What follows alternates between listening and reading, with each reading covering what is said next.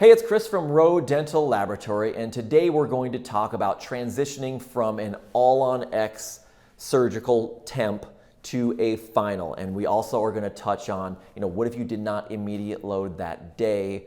How do you transition into your printed try-in and final? So we'll start with the easier of the two first, which will be if they have an existing immediate load prosthesis. There's a few different routes to go. The easiest is we have a digital way to do this called our iJIG process, and that process can be explained in the card above. The next process is going to be, we have a flasking technique as well. It works in the digital process, or we can flask the patient's existing prosthesis, set the analogs in stone, make an analog model, and go from there. We also have a video on that.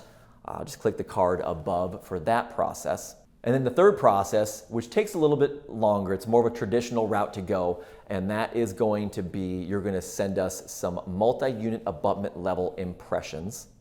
And from there, we're going to fabricate a screw-down bite block or screw-down bite rim, and a fit verification jig as well. Then you kind of go through the bite rim process, the verification jig process, and then you send those records back to us, and we go to a printed try-in and eventually into a final.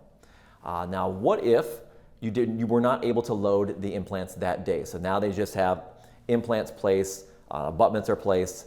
So what we can do there, it's kind of the same process as I just discussed.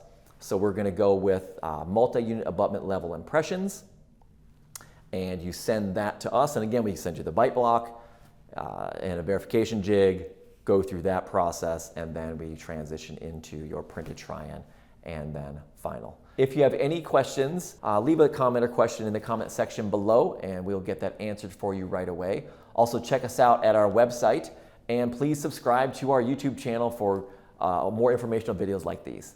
Thank you.